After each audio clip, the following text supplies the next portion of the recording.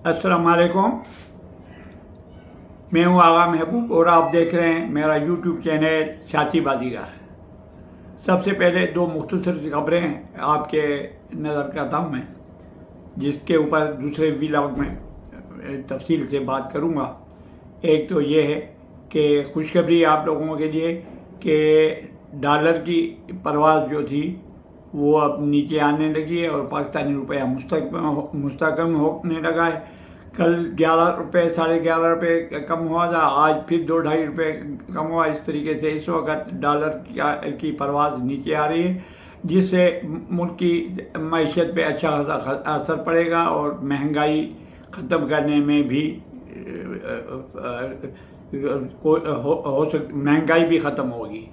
दूसरी खबर ये है कि मुस्लिम लीग काफ चौधरी शुजात वाली, उसमें भी फूट पड़ गई है। अभी इसके ऊपर तफसील से मैं आने वाले व्लॉग में बताऊंगा। जो एक ग्रुप चौधरी शुजात को हटाना चाह रहा है और दूसरा ग्रुप जो है उसको बचाना चाह रहा है। तो ये दो तो मैं बाद में आपसे डिस्कस कर लूँगा। तीसरी बात ये छोटी सी खबर है ये भी कि पीडीएम का इजलास आज जो वज़ीर आज़म की सदारत में हो रहा था, वज़रा का भी, उसके बाद मुकम्मल तो नहीं आई खबर, लेकिन यह है कि अब इस चीज़ से इसका पक्की खबर है और खदशा है कि पीटीआई के इमरान खान और उसके जितने बाकी क़यादत है उनके नाम ईसीए लिस्ट में डाले जा रहे हैं।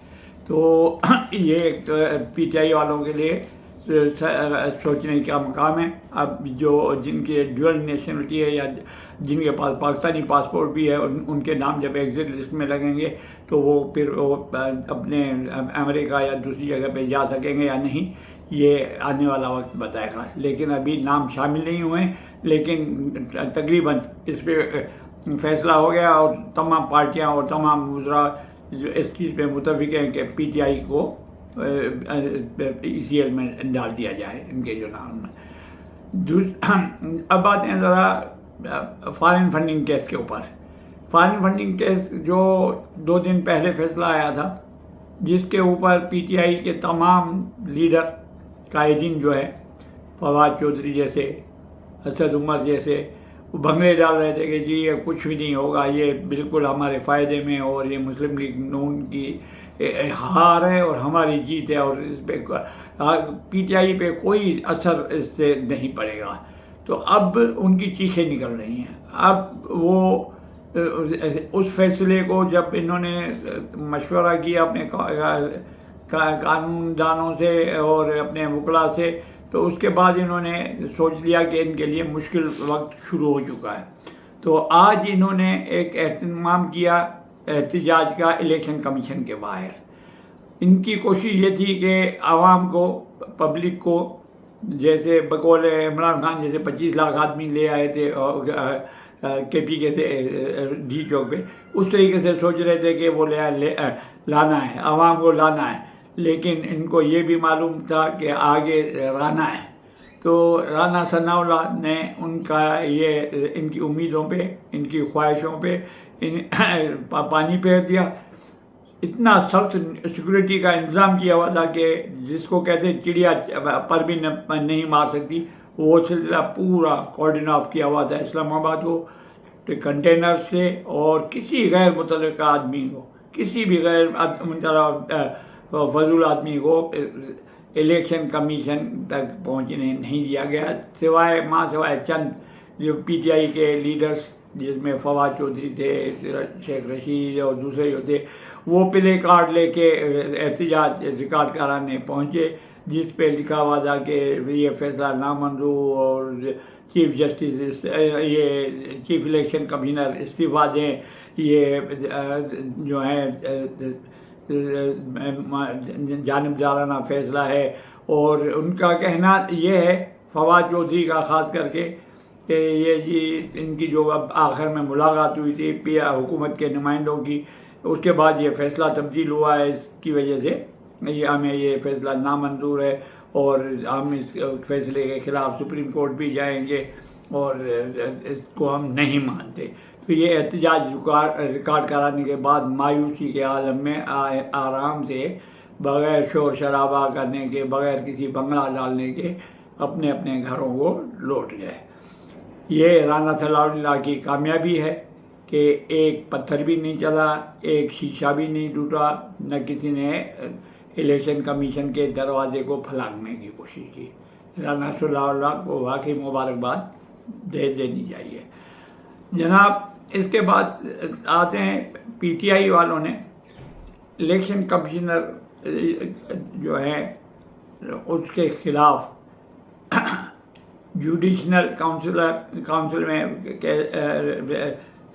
پٹیشن داخل کرنے کے لیے سپریم کورٹ میں جمع کرا، جسے اور چند منٹوں کے بعد، تقریباً 5-10 منٹ کے بعد دوبارہ وہ واپس لے لی گئی.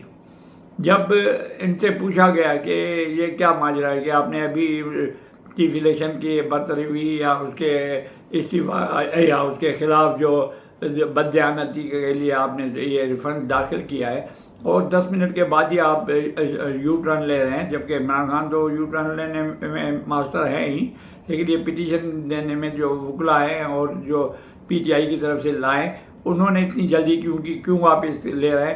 تو اس پہ کہا گیا کہ جی اس پہ کچھ نکات مزید ہم نے شامل کرنے ہیں جو ہم بھول گئے تھے، اور وہ اس میں شامل کر کے ہم دوبارہ پٹیشن کو داخل کرائیں گے.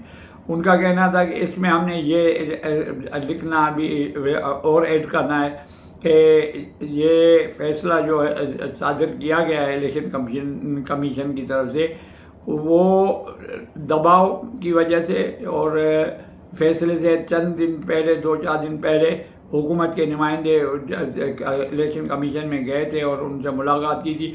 اس کے بعد فیصلے میں رد و بدل کی گئی ہے، تو یہ نکات ہم نے شامل نہیں کیے تھے. تو یہ ہم نکات شامل کرنے کے بعد اس کو دوبارہ سپریم کورٹ میں دے دیں گے.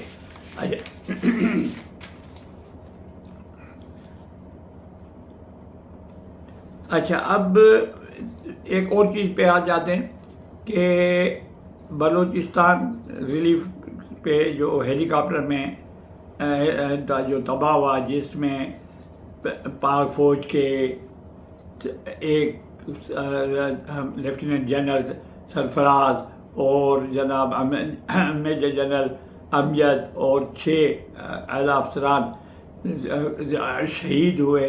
ہیلی کاپٹر کو حادثہ پیش آیا موسم کی خرابی کی وجہ سے. اس میں جو یہ شہید ہوئے ان کی نماز جنازہ میں شہباز شریف، قمر باجوہ صاحب، وزیر اعلیٰ سندھ اور جتنے بھی لوگ تھے، معتبر لوگ تھے، سیاسی پارٹیوں سے تھے، وہ سب کے سب شریک بھی ہوئے، اور ان کے خاندانوں سے کچھ لوگوں نے جا کے تعزیت بھی کی.